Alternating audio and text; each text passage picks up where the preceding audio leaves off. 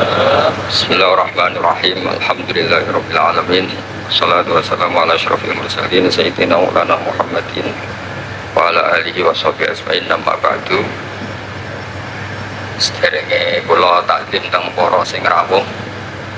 Dongaaken Sayyid Muhammad Ikhlas, muridé mau cerita sangu mbek rabi. Wis dongakno Sayyid Muhammad legowo, di murid sing cerita rabi mbek sangu mbek nyindir Gus Raub. Ingkang kula hormati wonten Gus Raub, wonten Habib Husain, Habib Syekh Abud, wonten Habib Soleh Al-Kafs, dan ingkang kula hormati. Kula berpikir begini, kula ikrar, kula tak sering bahasa Indonesia mawon. Kula ikrar seikrar-ikrarnya yang diceritakan para saksi tadi, murid-murid beliau adalah benar. Sebab itu kula ikut bersaksi yang membela jenengan, sehingga menangi Sayyid Muhammad. Ya ora duwe wajah ganteng kok Sayyid Muhammad. Tapi banggalah nanti mau jenengan mlebu swarga dimodifikasi pun ganteng ya. Oke, wonten cerita ngeten Habib Husain, wonten orang tanya, Gus kenapa Nabi itu kok ganteng, wali kok ganteng? Sing jawab ya lucu. Kok Nabi mesti mlebu swarga, jadi ngrubahi ra akeh-akeh. Jadi mulane sing rapati ganteng kudu ngibadahe sing tenanan, karena mlebono swarga wong ora ganteng butuh ekstra salon malaikat. Niku. Begini Pak Hasan, ini tonggo kula sering ngaji teng Bojonegoro, terus piyambake nggih sakjane ra di rival kalian kula. Begini Pak Hasan, tadi kata Mas Lutfi itu pengganti dari nama sinten Syihab.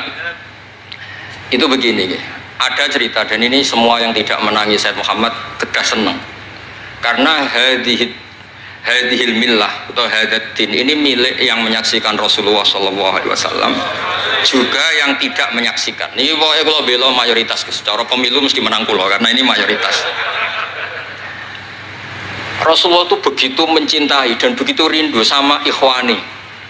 Mereka kata sahabat, saya ini ikhwanu kayak Rasulullah. Enggak, antum ashabi, kamu itu sahabat saya. Ikhwani adalah man amanabi walam yaroni. Mereka iman sama saya padahal tidak ngerti. Itu hebat luar biasa. Wong tidak ngerti kok iman. Wong ora tau disangoni Sayyid Muhammad kok seneng. Itu hebat. Lah sing biasa disangoni untuk bojo kan seneng wajar. Nggih setuju nggih? Mboten niki kan argumentasi ilmiah. Saya ini lho niki seksine Gus Rob. Saya ini di antara muridnya Mbah Mun yang kompetitor ilmiahnya baik, termasuk kategori A. Kategori A. Masalah ilmiah loh. Nah, masalah ubudiyah kok biasa. Tapi biasa saya itu berkah. Nabi itu nggak pernah negur orang yang ibadahnya biasa-biasa saja. Yang ditegur adalah yang ibadahnya berlebihan, yaitu Abdullah bin Amr bin As. Ngerti sampai? Yang ditegur sama yang nggak ditegur itu baik mana? Yang nggak ditegur. Nabi itu tidak pernah negur orang yang ngimami pakai kulhu, tapi pakai bakoroh ditegur. Soalnya kalau lagi partai kaum duafa nih, ini baru satu lebanon, tapi ini hak nih. Sehingga dalam banyak cerita, dan ini disepakati banyak ulama, Uwais Al-Qarni itu lam yaltaki Rasulullah SAW walam yarohu. Hampir semua riwayat bilang Uwais Al-Qarni itu tidak melihat Rasulullah. Beliau itu sering nangis karena tetangga-tetangganya sudah sowan Rasulullah, dan tentu mereka menjadi sahabat karena sudah sowan Rasulullah. Tapi Uwais Al-Qarni di ibu mokongnya ra karuan, ditinggal lu ra gelem, mokong cerewet ngamuan njuk melayani Uwais Al-Qarni. Uwais Al-Qarni itu lebih berpegangan konstitusi bahwa birrul walidain terutama ibu itu amru Rasulillah, ummuka. Tapi apa yang terjadi? Uwais Al-Qarni yang tidak pernah sowan Rasulullah digelari khairul qurun Uwais Al-Qarni karena taat ning gone mandate Rasulullah nggih niku khidmah kalian enten ibu. Padahal boten di zamannya beliau sebetulnya menangi zaman Rasulullah, enggak sowan.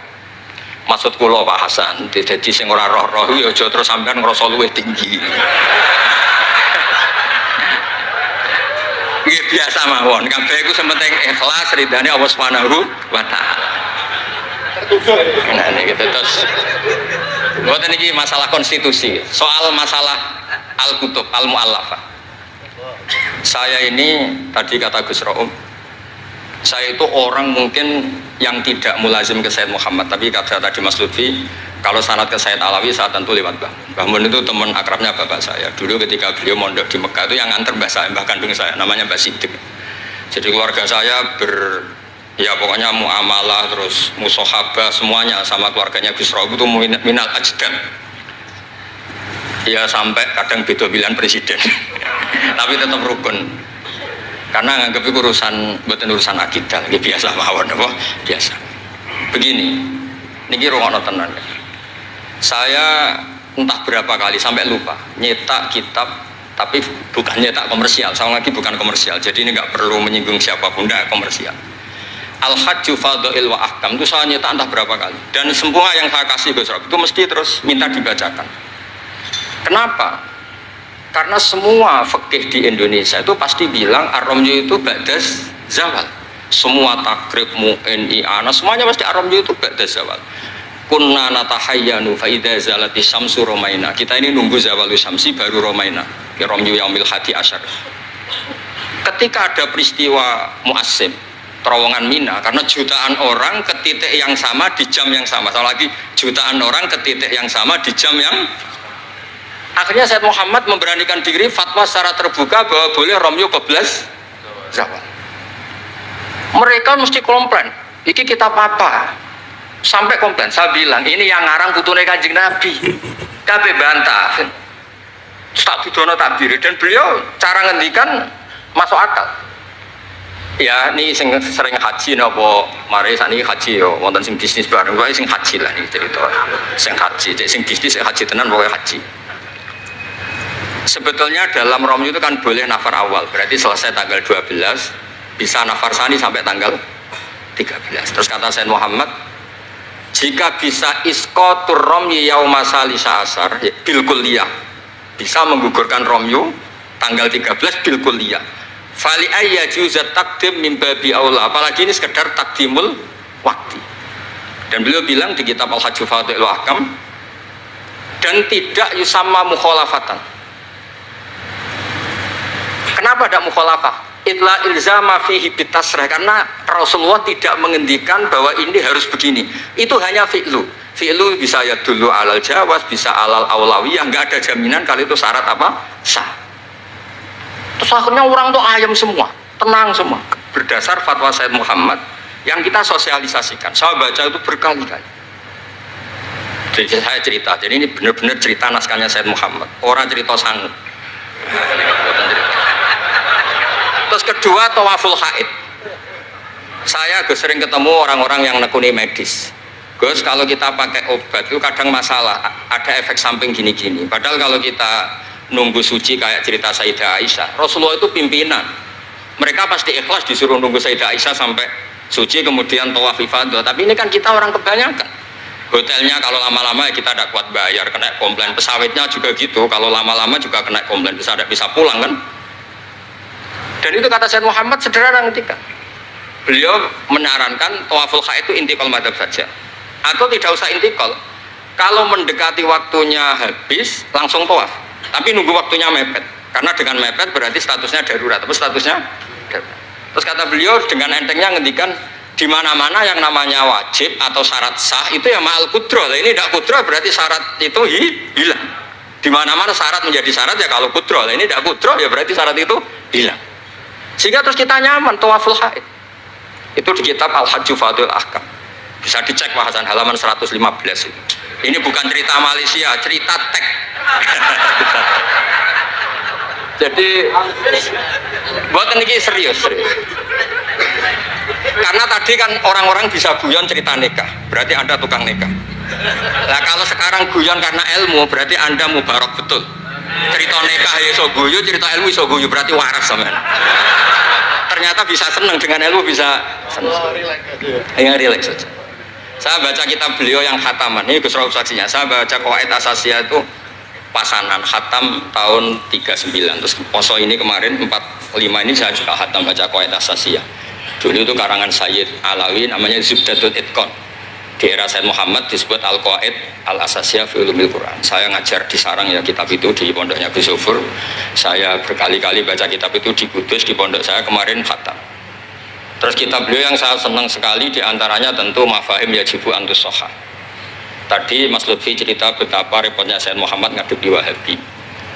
Tapi di Indonesia saya sering cerita ke mereka, bahkan sebagian yang berfaham itu di kota banyak yang menjadi minna. Saya cerita begini, la ilaha illallah itu kalimatun dakhala bihal kafiru al-islam. Fakaifa bihadil kalimah. Kok terus jadi tukhriju hadil kalimah al-muslimah minal islam ilal kufri. Orang tahlilan, orang nyekel patok, orang-orang NU yang khol itu nyekel patok yang la ilaha illallah, la ilaha illallah. Itu kalimat yang orang kafir puluhan tahun menjadi muslim. Masa dengan kalimat yang sama menjadi kafir? Itu logikanya tidak kena. Berarti kalimat ini punya dua status. Ya mukminah memukminkan, juga mukafirah mengkafirkan. Itu kan lucu gitu. Dan itu mereka terus menerima. Kayaknya bener Gus Pak. Masa kalimat yang 70 orang misalnya kafir dalam waktu 70 tahun itu karena melafatkan satu kalimat itu saja, la ilaha illallah Muhammadur Rasulullah, langsung menjadi apa? Menjadi muslim atau mukmin. Masa dengan kalimat yang sama hanya karena sambil megang patok terus menjadi apa? Kalimat itu kalimat syahadatut tauhid. Makanya saya mohon para muhibbinnya Said Muhammad itu harus baca kitabnya. Saya ini bukan niat sombong.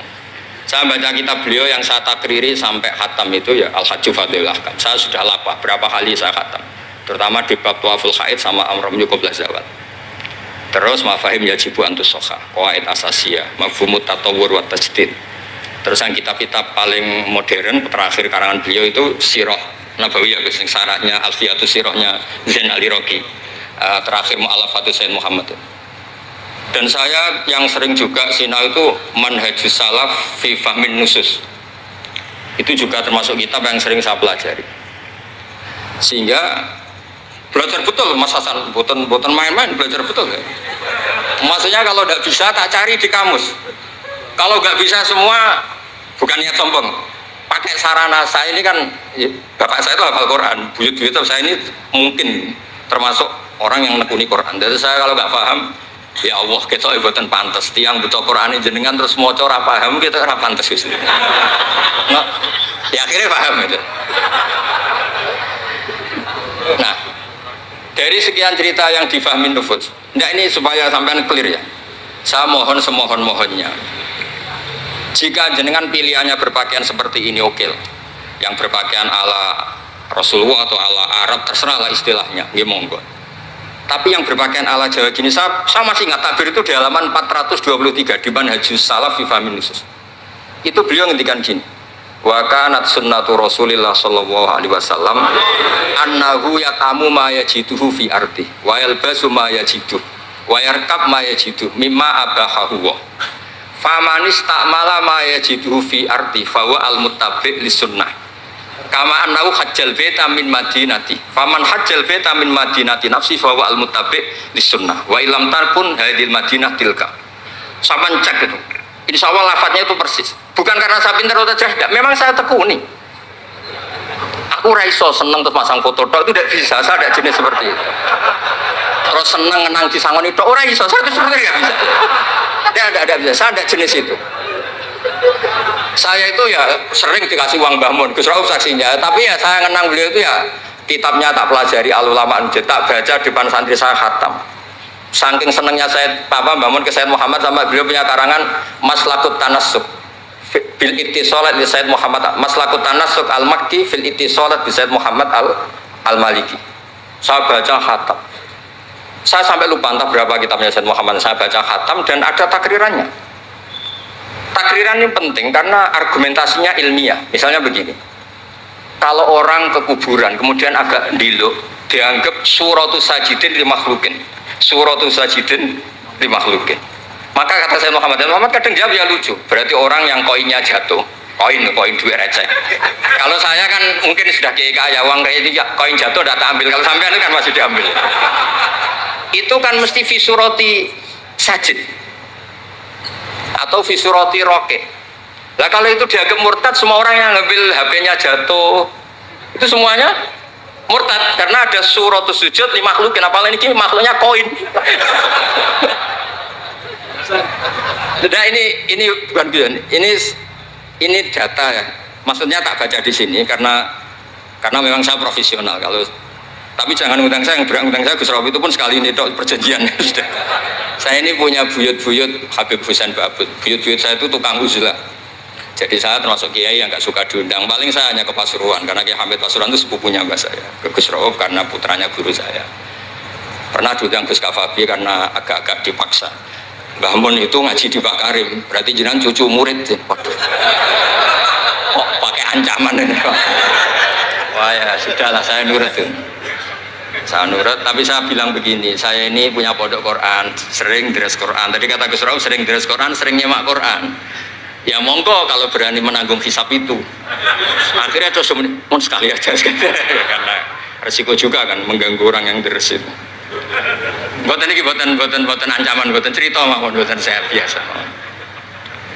Nah ini saya baca beberapa teks yang supaya jenengan ngerti. Ketika Sayyid Muhammad mencintai Imam Malik itu beliau sampai punya karangan Imam Mudairil Hijrah Malik bin Sabri, sekian cerita betapa Sayyid Muhammad itu mencintai Imam Malik. Makanya beliau dengan gelar Al-Maliki. Beliau karuan Al-Hasani tapi beliau menyisipkan gelar apa? Al-Maliki. Kenapa? Saya cerita sekian mazhayanya Imam Malik. Imam Malik itu tidak berpendapat kalau ba'da sholatil asri masuk masjid itu disunatkan sholat, karena bagaimanapun itu waktu ba'dal asri meskipun ada sebab mukorin yaitu masuk masjid. Tapi beliau ada anak kecil, di sini ada takbirnya, ada anak kecil bilang ya syekh kum farkah, kamu ini sudah syekh sudah kiai masuk masjid dan sholat tahiyatul masjid, kum farkah. Beliau tidak debat, langsung sholat. Ketika ditanya innahu laisa bimadzhabik, itu tidak madzhab engkau ya Malik. Inni khasyitu an akuna minal ladzina idza qila lahum ruk'u la yarka'u. Kayak apa? Maksudnya Mas Hasan, kalau senang Imam Malik yang ngarang Imam Malik, kalau senang Sayyid Muhammad ya baca kitabnya. Selain cerita dinikahkan dan cerita dikasih uang. Buat ini ganjarannya kata kula gojlok. Mergi dadi jenengan seneng nyeneng ngomong itu kan ganjaran. Nah sampean takok, lah ono korbane. Kalau tadi ya korban berkali-kali kan saya. Terus ada lagi cerita tentang Imam Malik itu pernah dimintai orang miskin. Saya minta uangnya. Imam Malik jawab, dohirnya itu tidak Islami. Saya tidak punya uang. Kapan-kapan saja ke saya. Terus kata orang di dekat Imam Malik, lima adalah takulu kama yakulun nas rozaqallah. Kenapa engkau tidak seperti umumnya orang rozaqallah? Enggak jadi. Kata Imam Malik, asyaddu kalimatin ala sa'id. Kalimat terberat bagi sa'il adalah kalimat yang nyimpan roda sa'il. Walau dimna jumlatin, meskipun itu fidinim jumlatin. Terus fa'ana ujillu ismawahi ta'ala an azkurahu liman yakrohu sama'ahu walau dimna jumlatin. Saya ini ingin menyelamatkan nama Allah. Peminta itu paling nggak suka kalau ada kata-kata yang arahnya pokoknya nggak ngasih. Saya ulang lagi, peminta itu paling nggak suka kalau ada kata-kata yang arahnya itu tidak ngasih. Karena peminta ini sudah mangkel, saya menyelamatkan tidak nyebut Allah, nanti Allah jadi korban. Rozakok Allah, itu Allah kapan? Nyatanya sampai sekarang tidak ngasih rezeki, kan Allah bisa jadi korban kan? Makanya beliau gak mau nyebut Allah. Fa'ana ujillu ismawah, saya menghormati nama Allah, jangan sampai saya sebut di depan orang yang sedang gak suka. Tadi karena ada jawaban yang yufidu rodda. Kenapa yufidu rodda? Yaitu pokoknya tidak ngasih. Kayak apa orang-orang? Saya ulang lagi, jadi ini saya termasuk, insya Allah termasuk kompetitor terbaik, termasuk. Bukan apa ya, karena menurut saya seneng orang itu. Saya baca Ikhya itu lupa khatam berapa kali itu, saya takriri pakai naskah Gus Rauf punya, saya naskah maknanya Mbah Zubair saya punya, ngaji Mbah Mun. Kalau nggak bisa masih pakai kitab Ithaf. Kalau naskahnya beda, saya cari naskah yang lain. Karena saya senang Ikhya, Minhajul Abidin, pokoknya kitab-kitabnya Imam Ghazali. Saya senang kitabnya Mbah Mun, Mbah Zubair, semua. Bukan apa-apa. Takut saya senang ternyata saya yukhalifu madhab. Saya sebagai pembaca maksudnya ya. Korek itu kalau senang ternyata dia yukhalifu madhab karena ada baca. Contoh gampang begini, saya tuh sering ketemu orang-orang khusyuk yang tidak ngaji. Gus itu gimana orang-orang sholat pakai baju merah? Tak tunjukkan di Bukhari, babus sholat fi saubil ahmar. Ada yang protes lagi, gimana Gus itu kiai kok sholat kencing berdiri? Babul qauli qaiman inda subadati qaumin di Bukhari itu. Gus, kok ada hadisnya semua? Yang masalah itu tak kamu kata saya gitu. Lu sampai sholat, sampean kalau sholat kan mikir, ya mikir utang, mikir macam-macam. Itu Imam Bukhari punya bab. Babul ifkar, tafsirnya apa? Imam Bukhari pakai bab itu babul ifkar di sholat, bab mikir di sholat. Itu dalilnya lucu Bebusen. Kanjeng Nabi itu sholat terus salam ke susu. Ditanya kenapa ke susu? Saya ingat ada dinar di rumah yang belum saya bagi. Berarti ingatnya kan pas sholat. Terus sampai ya bedanya Nabi ilingnya barang apik sama nuran. Tapi kan podo lah dalam bab.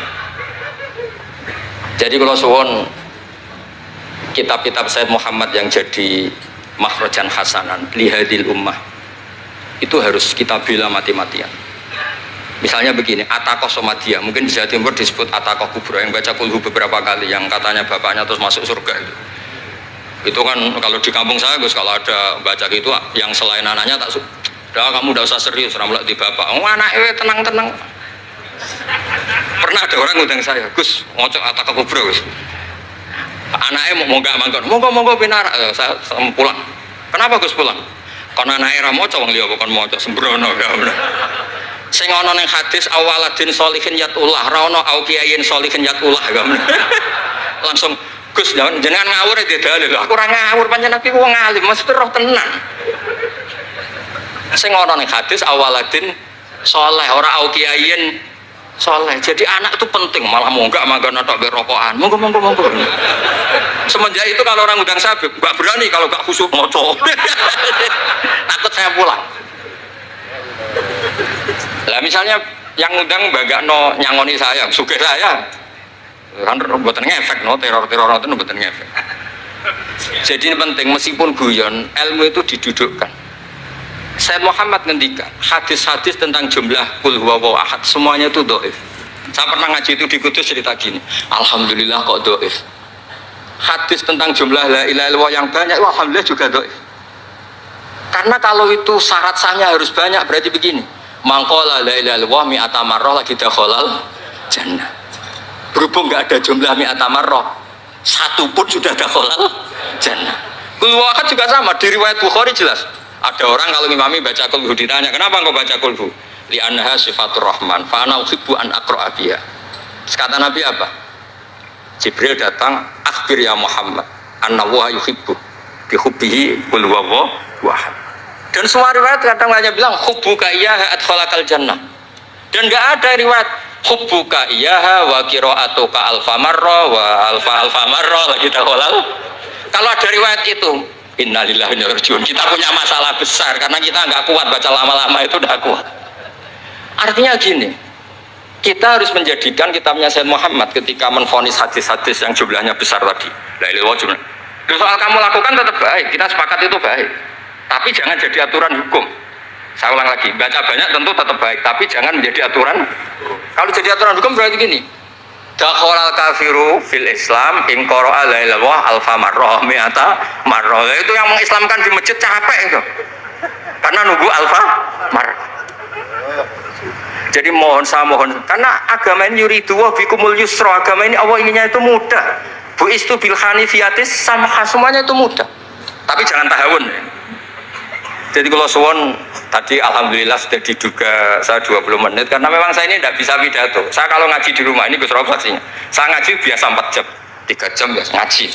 Ngaji ada kitabnya saya baca Jalalain, pikirnya ada Sofi, ada Futuhat Ilahiyah, kadang ada Tobari, itu kuat. Kenapa saya kuat 3 jam kalau ngaji? Saya ini pecinta umatnya Rasulullah SAW. Umat itu tidak boleh hanya mendengar kata-kata seorang bahak, nggak boleh. Harus mendengar kaifa qala Tobari, wa kaifa qala Al-Baidawi, wa kaifa qala Syaifus Shawi, wa kaifa qala Imam Syafi'i. Saking hormat saya. Cuma saya nyampaikan pancen rilek guyon karena itu wasiatnya Bapak. Hak kena ngaji guyon. Iku wong bingung kabeh sing ngaji-ngaji. Jadi, ya ngoten mawon. Assalamualaikum warahmatullahi wabarakatuh.